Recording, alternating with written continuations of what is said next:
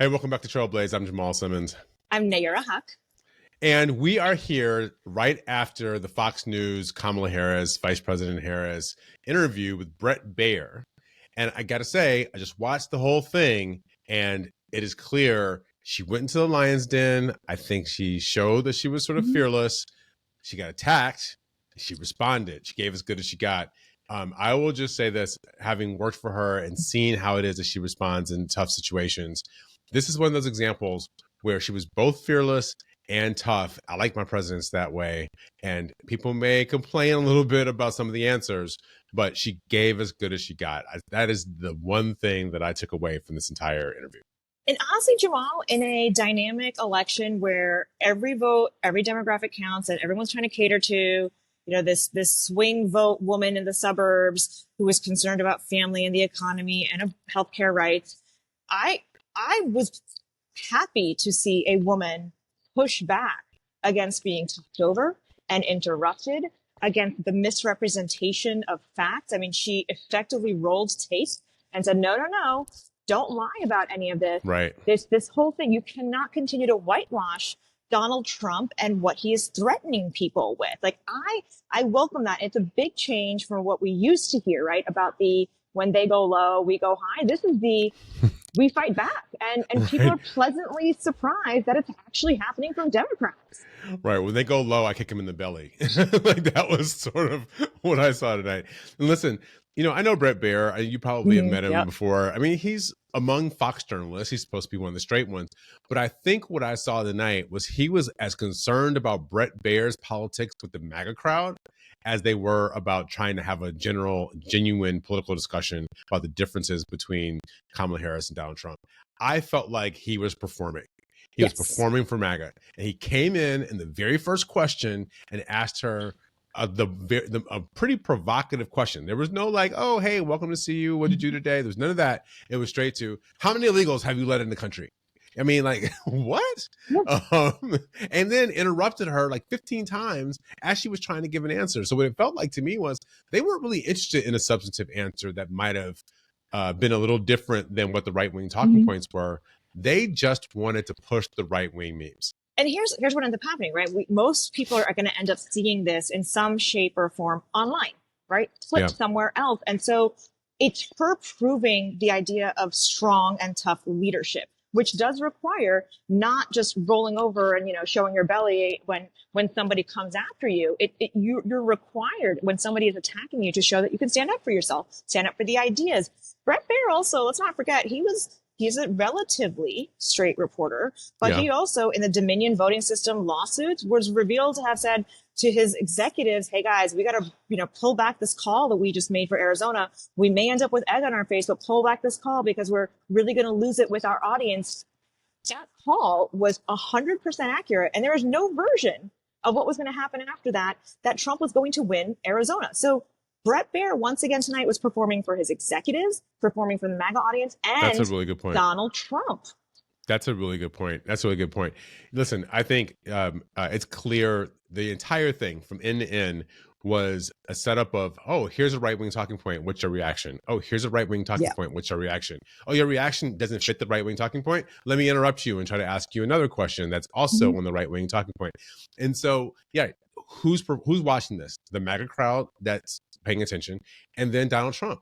And if you go back and you look at Instagram, there are a couple of Instagrams. There's an Instagram post that I saw yesterday of Brett Baier explaining why he was even doing the Kamala Harris interview.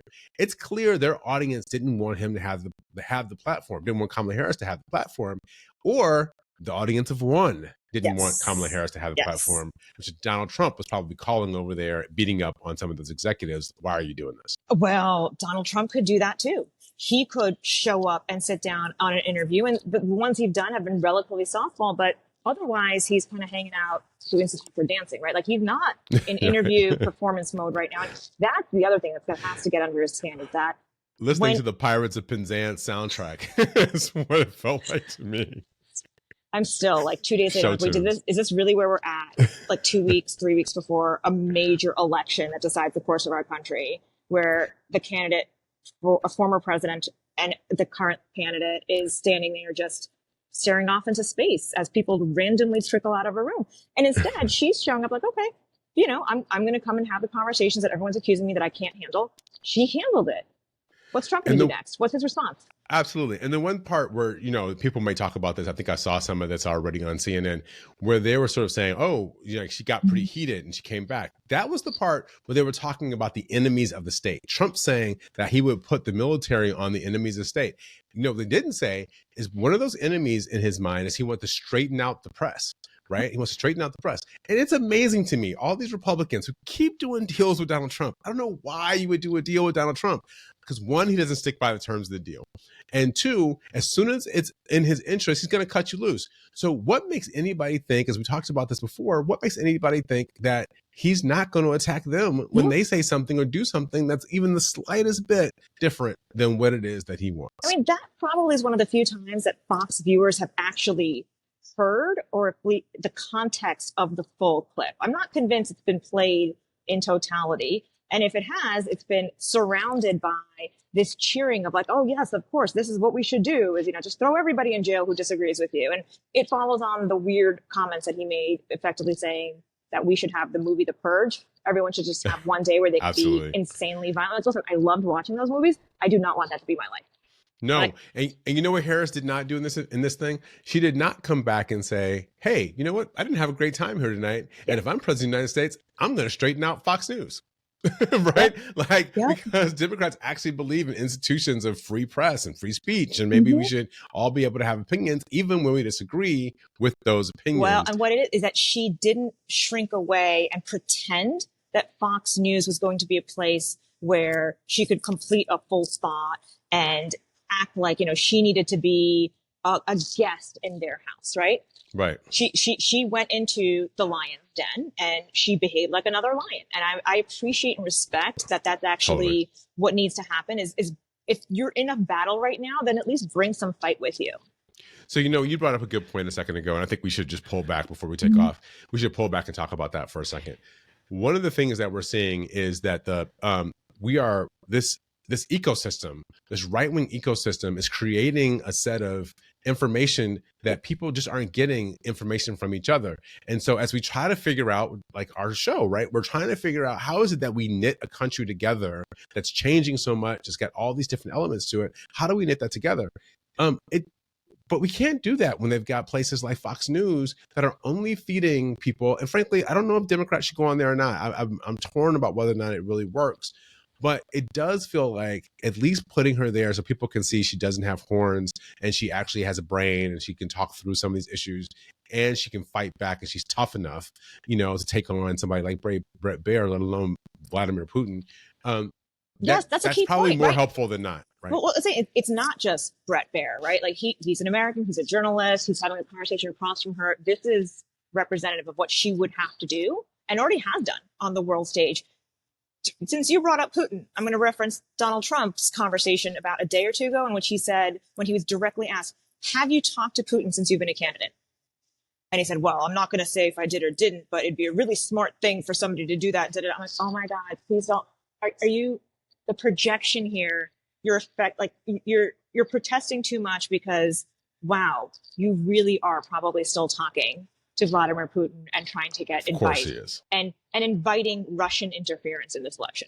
Of course you are. Why would we think it'd be different this time? You know what we don't talk about much anymore? Remember he had that George Stephanopoulos interview a couple of years ago in the Oval Office, and George Stephanopoulos asked him if he got bad information from a foreign country, would he accept it? And he said, well, why not? Of course. I mean, we should think about it. If it's bad information, I'll look at it first. He said, will you show it to the FBI? I don't know. Depends on what's inside of it.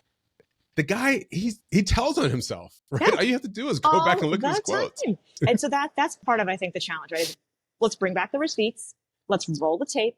Don't let, Fox News or any other media outlet, really anybody, pretend that Trump is not saying some really crazy shit these days.